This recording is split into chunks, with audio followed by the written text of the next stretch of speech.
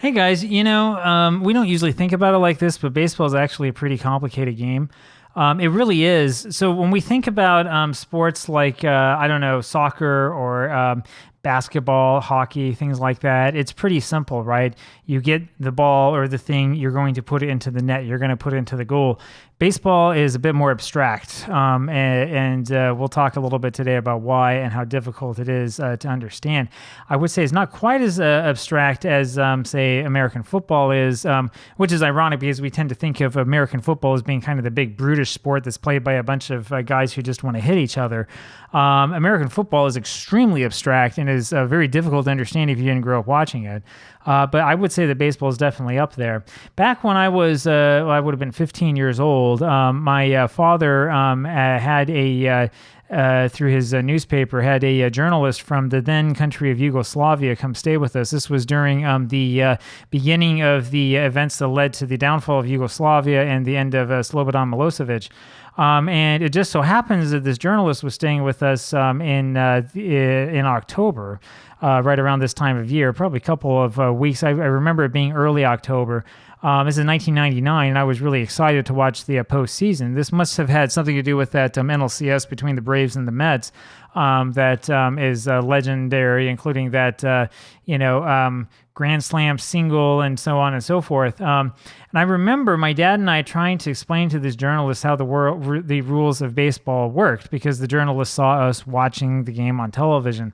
And that's around the time that I realized just how complex baseball is and how difficult it is to understand. I actually had the same thing happen just 2 nights ago. So my daughter, who's going to middle school, is taking a PE class and is learning about the rules of softball. And I looked at the rule sheet. It's basically the same as baseball. There's some vocabulary you have to learn and stuff like that. Stuff that for me when I was 12 would have been laughably easy. I would have looked at this and said, I mean, come on, I was born knowing this stuff.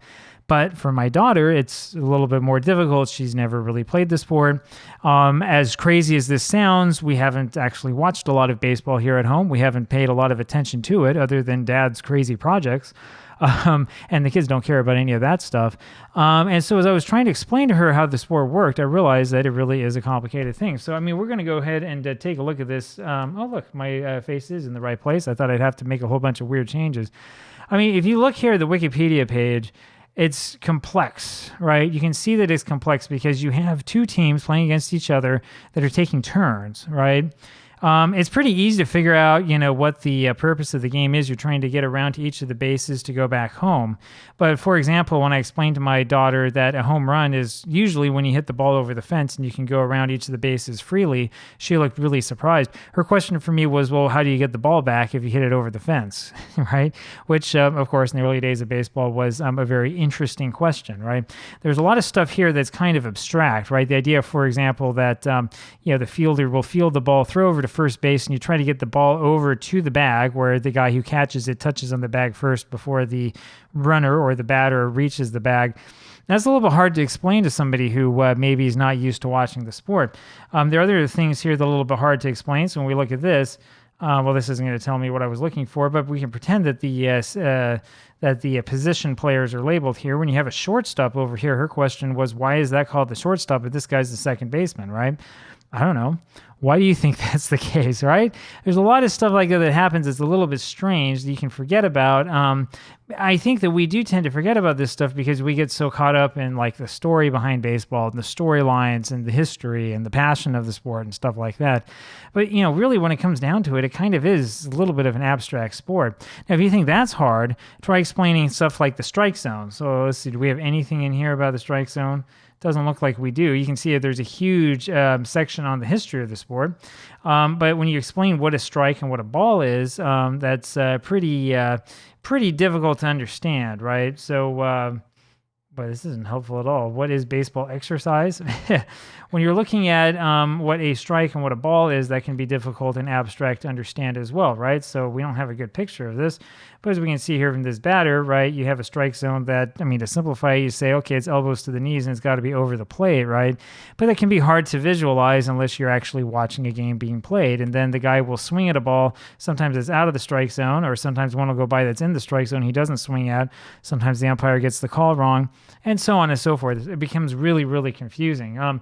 So So rather than doing what I should do, which is to watch like a live game with my daughter, I decided to have a little bit more fun. So I went back and I took a look at an old 1985, I think it was a Cubs Mets game that I found with Dwight Gooden on the mound. Right. And so we watched maybe about half an inning or so. The umpire was a lot of fun to watch for her because when he would make the strike call, I don't remember who it was, but he was kneeling down and kind of, doing this sort of operatic thing to indicate a strike, which is pretty cool if you don't know what else you're kind of looking at. And then I had to explain that, this ball that's starting up high and goes down low is called a curveball as opposed to the ball that's coming in quickly that's a fastball and stuff like that. And this is where, again, you start realizing just how complicated the sport is and how much stuff there is that you have to know and how much that there is you have to understand. Again, I think that oftentimes we get so caught up in, the statistics of the sport. We get so caught up in the history of the sport. We get so caught up in, making sure that everything is like aligned well for our simulation or whatever. We kind of forget sort of like the basics of the sport, the basics of the game, and the stuff that makes it interesting, the stuff that really makes it fun. Now, if the sport were a little bit cheaper to attend live, I would tell her, hey, let's go to DC or go to a Nats game. Of course, we can't do that now because, the way the Nats have been this year. And if they had been in the playoffs, we probably wouldn't be able to afford it anyway. But, I've learned myself from when I was a child that really the best thing to do and the best way to get into baseball is to go and watch it live yourself. That's the thing that really makes it interesting and makes it all start to make sense, right? One of the problems I think that Major League Baseball has always had, it comes from the televising of the sport, right? Which is that to make the sport exciting on television, to make it worth watching, you kind of need predictable camera angles. We tend to have that angle from center field that will show us easily the strike zone, and it's easier to see what type of pitch is coming in. But it doesn't give you a great feeling there of velocity and of exactly what it is that the players are dealing with and sort of the flow of the game, right? It's especially hard from that angle to get an idea of where fielders are positioned and the sort of things that are happening kind of quietly, right? If instead, so when I went to the game, I was like a teenager, I'd go over to minor league games in Salt Lake City, pay about $8 and get the ticket right behind home plate. I used to like to sit about 5-6 rows up. This is back when nobody was at the ballpark, so it was easy to go get tickets. You'd have crowds of like 2,000 people for AAA baseball, not too bad.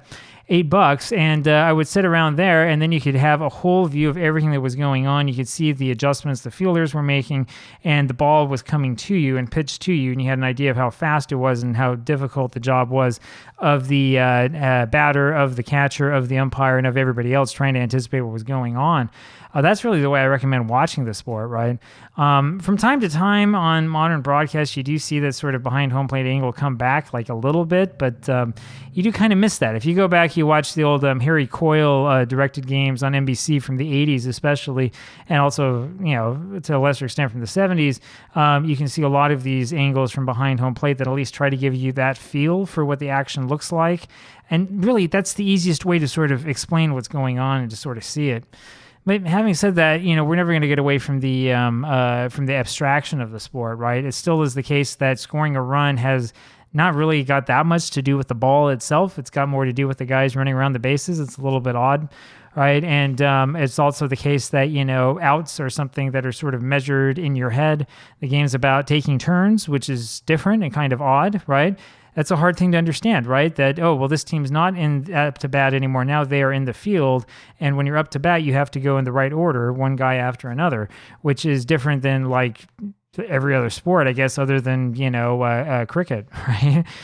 We don't think so much about this stuff being different and being unique. But there you have it. Baseball is a real difficult sport to understand, and it's kind of a difficult sport to explain.